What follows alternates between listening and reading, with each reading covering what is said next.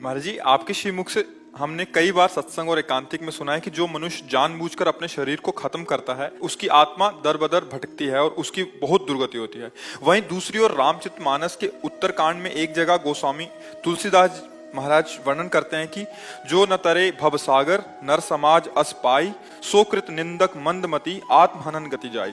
महाराज जी, भगवत प्राप्ति के मार्ग पर चलने वाले लाखों भक्तों में से अगर कोई त्रुटि के कारण मुक्ति तो यहाँ भगवत प्राप्ति नहीं कर पाता, वहाँ के दो एक अर्थ आप क्या समझ रहे हैं? मतलब जी उससे जो समझ आया था कि अगर कोई मनुष्य जीवन लेकर भी अगर भगवत प्राप्ति या भगवान को नहीं पा पाता तो वो दुर्गति को प्राप्त होता है।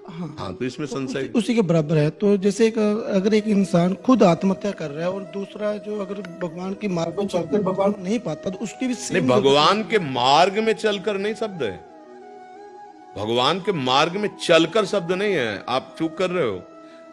हमें मनुष्य शरीर मिला, भगवान ने विवेक बुद्धि और हमें संत समागम करने का समय दिया, भजन करने का समय दिया, पर हम न संत समागम कर रहे न भजन कर रहे, विषयों की तरफ बढ़ते चले जा रहे हैं, धर्माचरण की तरफ, तो उसकी वही दुर्गति होगी जो आत्महत्यारे की गति होती है। भजन अभी फिर यही है कि बिना भगवत प्रेमी महात्माओं के शास्त्रों के आंतरिक भाव को नहीं समझा। जो न तरय भव सागर अस समाज नर पाए, सो अति निंदक मंदमत। वो बड़ा निंदनीय है, मंदमती है कि काहे के लिए मनुष्य शरीर मिला कि वो अपने सारे पापों को नष्ट करके और भजन करके भगवान को प्राप्त कर ले। और उसने क्या किया, अब मनुष्य जन्म प्राप्त करके भोगों की बाहुल्यता में, भोगों के भोगने में वो चूक गया कि अधर्माचरण है कि धर्माचरण, बस बहता चला गया। और ऐसे लोग काले कर्मय ईश्वरय मिथ्या दोष लगाए। एक बार जिसने राम नाम बोल दिया, कृष्ण नाम बोल दिया, हरि नाम बोल दिया, इसलिए कि मेरा भी कल्याण हो जाए, हम कहते हैं उसकी दुर्गति नहीं हो सकती। एक बार जिन नाम ली हित सो होए अति दिन। वहां वो बात उस पुरुष के लिए कही जाती कि इतना सुंदर मानव दे, इतना सुंदर बुद्धि, इतना सुंदर मार्ग में आप चल सकते हो और आप गंदे मार्ग का अनुसरण, पापाचरण कर रहे हो। समझ पा रहे हैं आप? हाँ, ये ऐसा नहीं। हमारा विश्वास इतना जीवन है, इतना जोर है कि एक बार जिसने राधा बोल दिया है, वकालत वकालत होती है।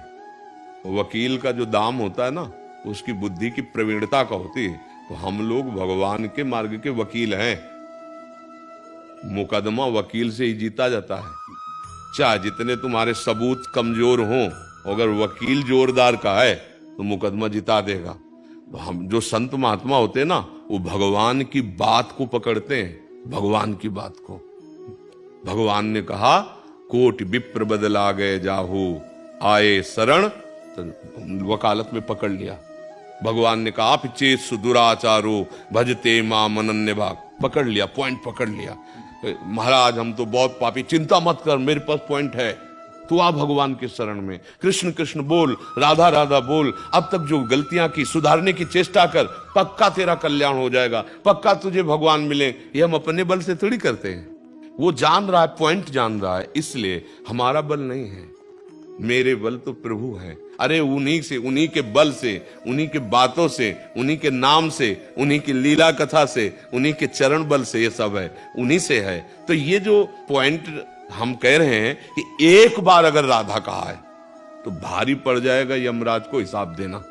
एक बार जीवन में भगवान नाम लिया है तो ऐसा महामहिमा में नाम अगर किसी के जिह्वा से उच्चारण हो रहा है तो हम उसको ये नहीं कह सकते कि आत्महत्यारे की गति को प्राप्त होगा। समझ रहे ना? हाँ, हमारे पास ऐसे बहुत से ऐतिहासिक उदाहरण भी हैं और हम लोग सब उसी लाइन में हैं, उसी लाइन में हैं।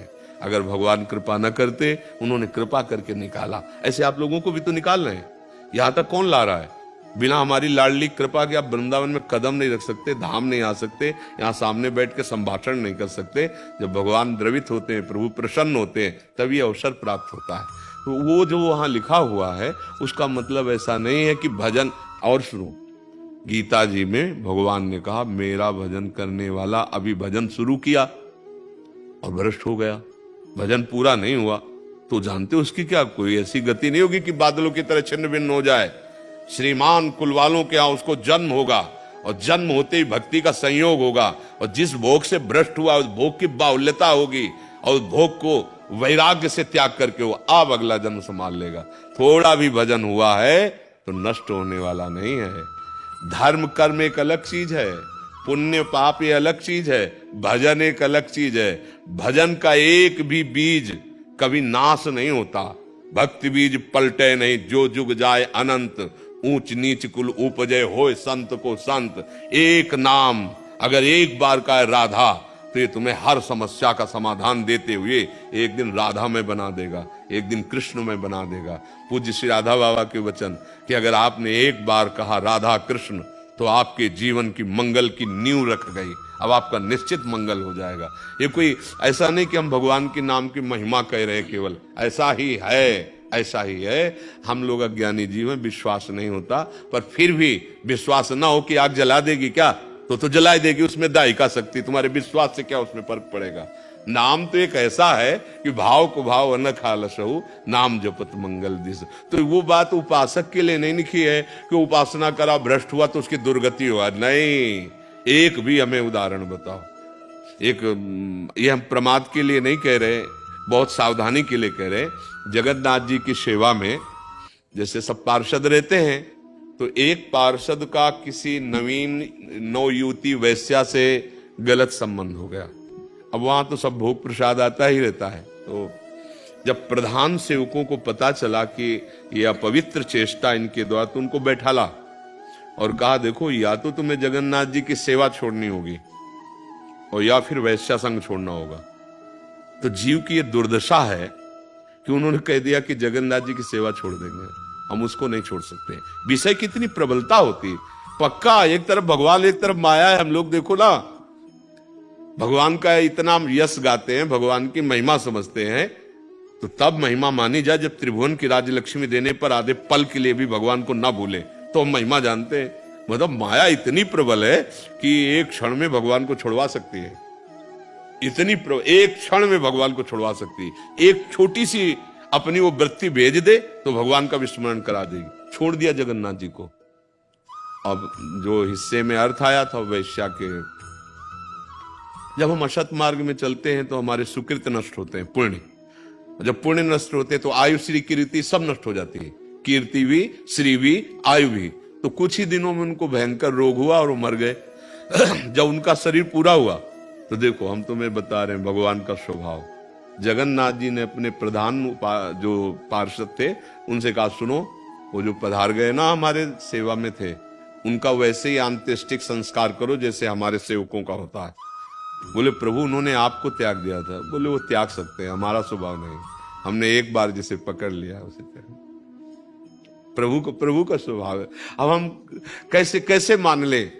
अगर थोड़ा भी सेवा बनी, थोड़ा भी भजन हुआ है और उससे गलती हो जाए, तो माता पिता जितने भी विश्व ब्रह्मांड में है, उन सब में जो माता पिता वाला प्यार है ना, वो हमारे प्रभु से है। प्रभु अनंत माताओं जैसा दुलार रखते हैं।